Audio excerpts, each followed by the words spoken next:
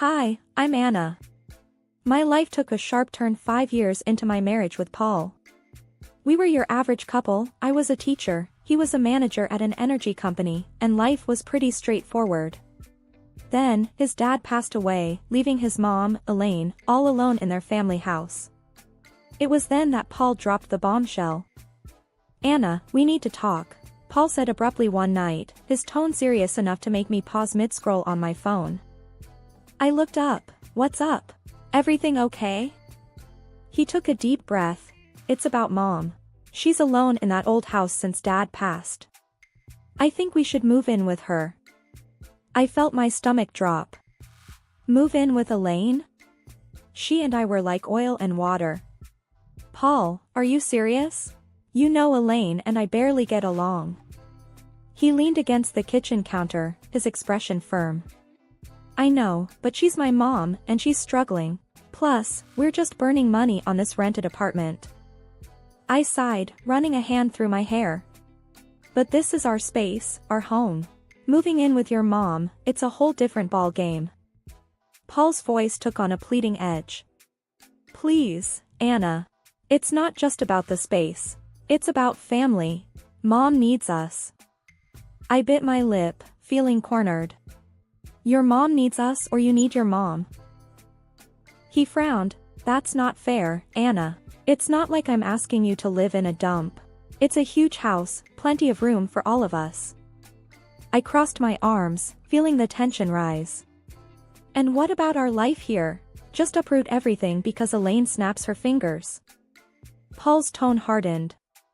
"It's not like that, and you know it. I'm thinking about what's best for everyone." I shot back, "Everyone or just Elaine?" He threw his hands up in frustration.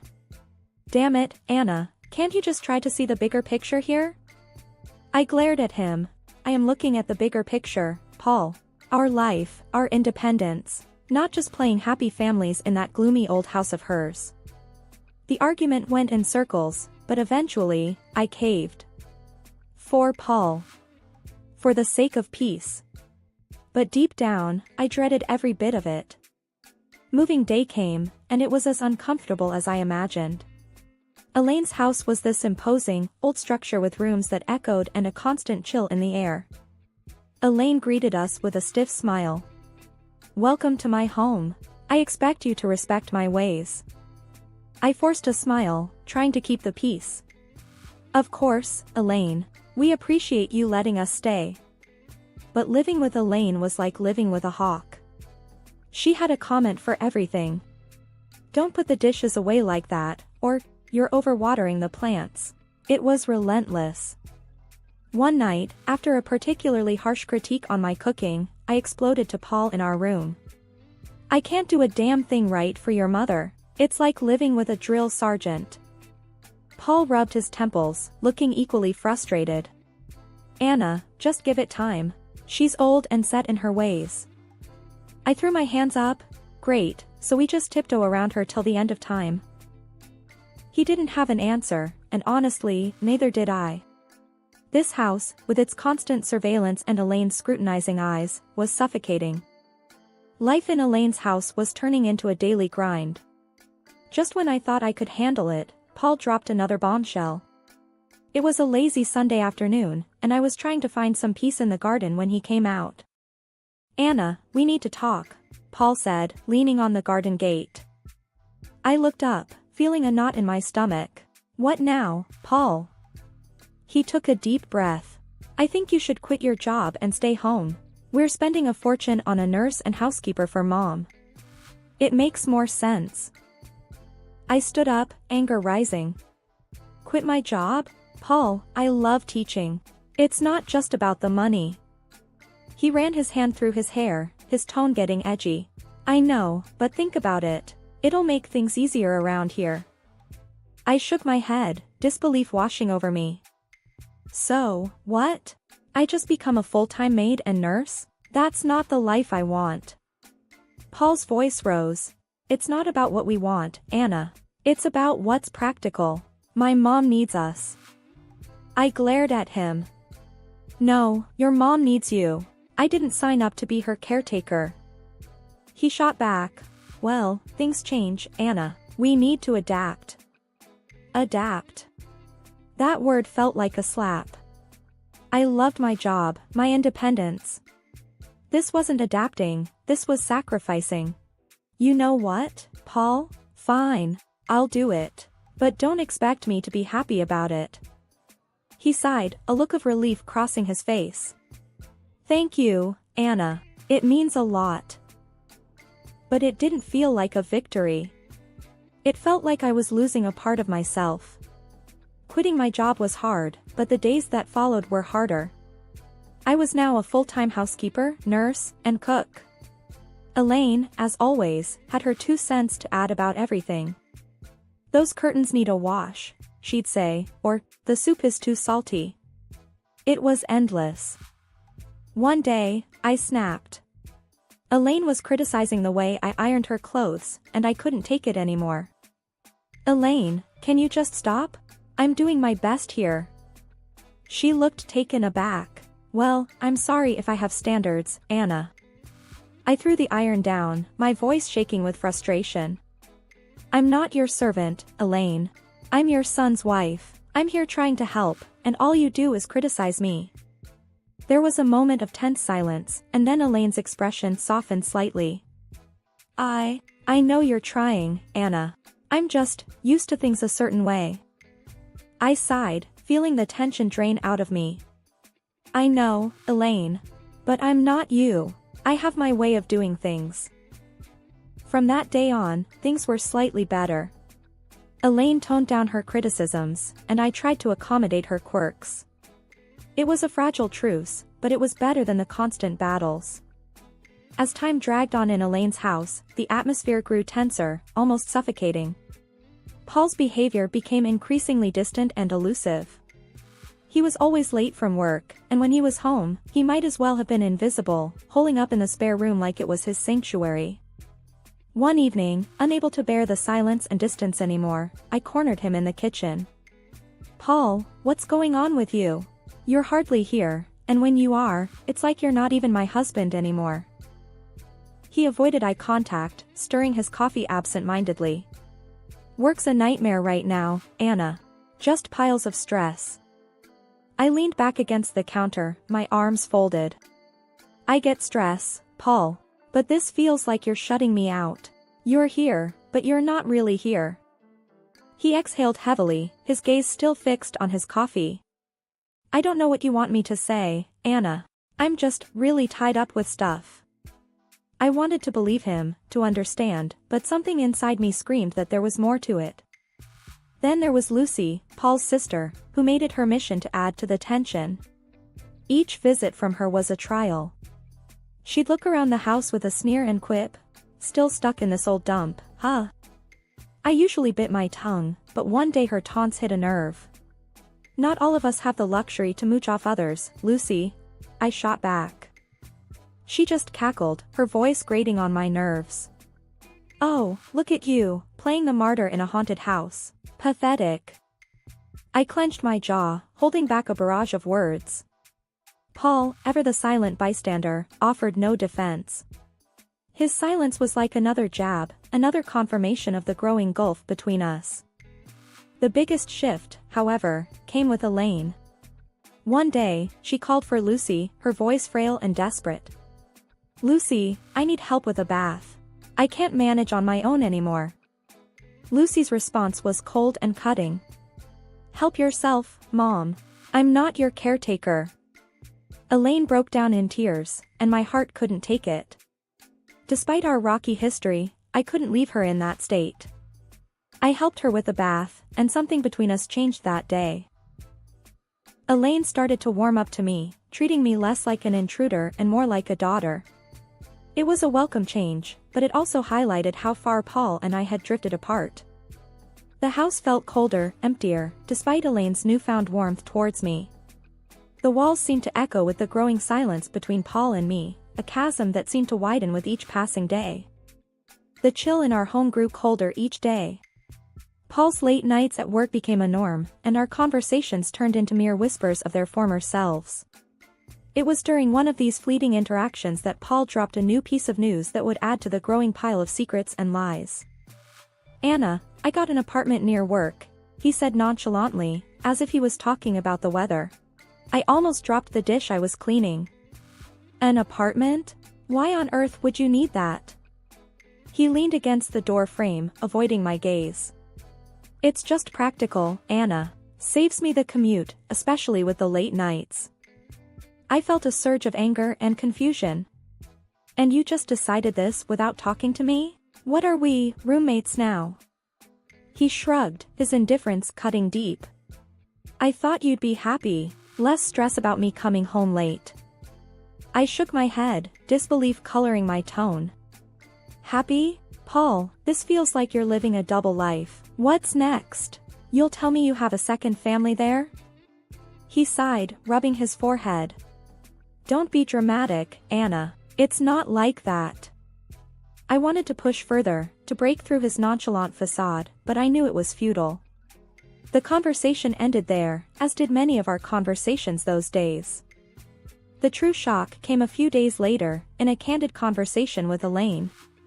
We were in the living room, sharing a rare moment of calm, when she suddenly said, "You know, Paul didn't buy that apartment with his money."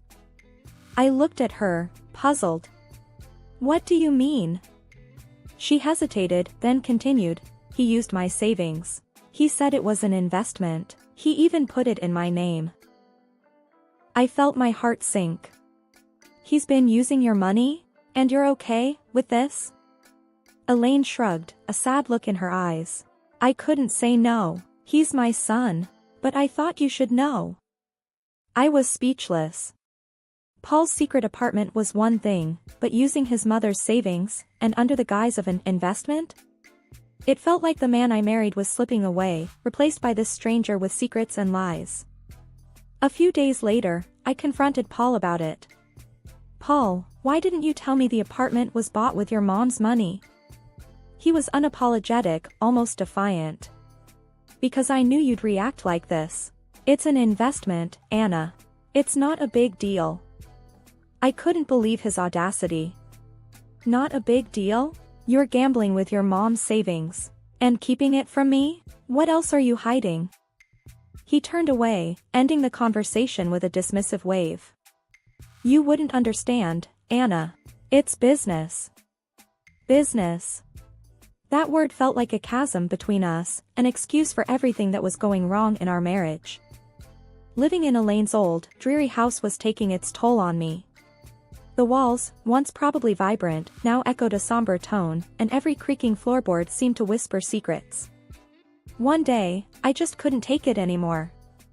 "Elaine, have you ever thought about renovating the house?"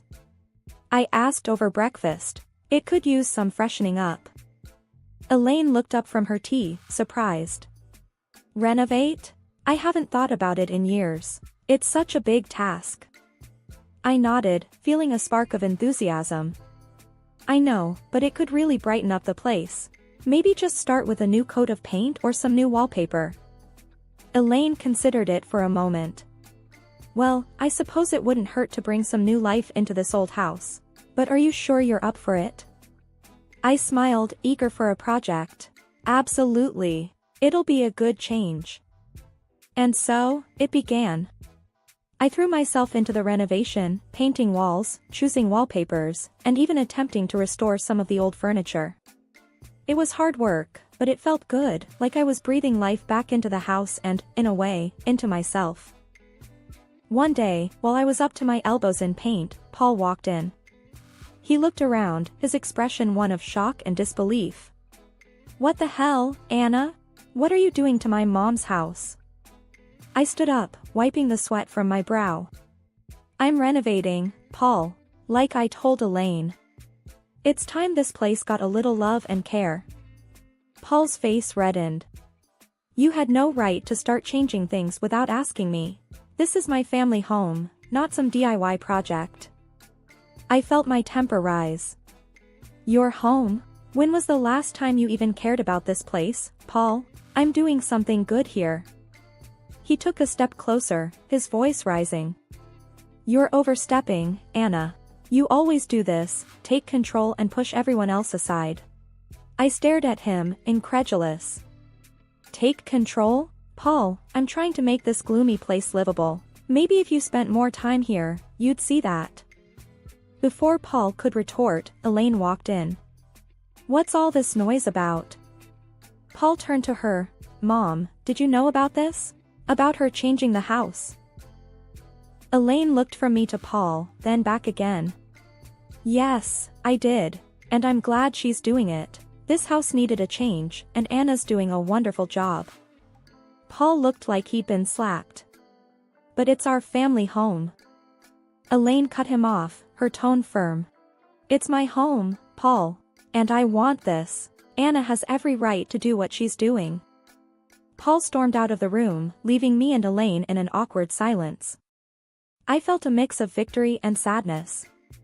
The house was transforming, but the gap between Paul and me seemed to only grow wider. The day Elaine suffered her stroke, our world turned upside down. I was there, witnessing her sudden decline, her words slurring, her body weakening. Panic gripped me as I called for help, my voice quivering with fear. In the hospital, the grim reality set in. Elaine needed constant care. I looked to Paul for support, but he was distant, his eyes void of the son's concern I expected to see. Anna, I can't deal with this. I have enough on my plate, he said, his voice cold. I was stunned. You can't deal with this? Paul, she's your mother. He shrugged, his response cutting like a knife. Yeah, and she's been a burden for years. This is just the cherry on top. I couldn't hide my disgust. She's not a burden, Paul. She's family. She needs us. His laugh was bitter. Us? No, Anna. She needs you. I've got other things to handle. I was left speechless, my respect for him sinking. I took it upon myself to care for Elaine. It was hard, watching the once strong woman confined to a bed, dependent for every little thing. As I became Elaine's primary caregiver, Paul's visits grew rarer, and his indifference more apparent. His visits were short, his conversations with Elaine, brief and superficial. Then Lucy came. I overheard them in the living room, their words like venom. We should start thinking about the will, dividing the assets, Lucy said, her voice devoid of any emotion. I burst into the room, fury coursing through my veins. How can you be so heartless? Discussing her will right in front of her? She's still here. Lucy smirked, her words sharp. Oh, look who's talking. The saintly daughter-in-law. This is our family's matter. Stay out of it. Paul chimed in, his voice laced with cynicism. Anna, just drop it. It's practical to plan these things. No use pretending she's gonna bounce back. I was aghast at his cruelty. Practical? She's your mother, Paul. How can you be so callous? He shrugged, his reply cold and detached. Life's callous, Anna. Better get used to it. I turned away, my heart heavy with disgust. The following weeks, I dedicated myself to Elaine's recovery, and to my surprise, she showed signs of improvement. Her fingers twitched, her speech cleared, she even managed a few steps. It was a miracle to me, but a nuisance to Paul and Lucy. Their true colors were now vividly clear, their mother's plight was nothing more than an inconvenience, a hurdle in their path of inheritance. The betrayal stung deep, not just as a daughter-in-law, but as a human being. Life had settled into a grim routine. Elaine's health was a constant roller coaster, with small victories overshadowed by the looming fear of the worst. Then, it happened. Another stroke, this time more severe. The call from the hospital felt like a punch to the gut. Elaine didn't make it. The funeral was a somber affair. I stood beside the grave, my heart heavy, watching as people paid their respects. That's when Paul arrived, and with him, a woman I didn't recognize, and two small kids clinging to her hands. Who's she? I whispered to myself, my eyes fixed on the unfamiliar woman. Paul approached, his expression unreadable. Anna, this is Carol, my wife. And these are our kids. I felt like I had been slapped. Your wife? When did this happen? He shrugged, a coldness in his voice. A while ago. It's none of your business, Anna. I was speechless, my mind reeling. How could he? And during all this time with Elaine. Lucy was there too, her usual sneer in place. Finally showing your true colors, Anna? Playing the grieving daughter-in-law? It's a bit late for that.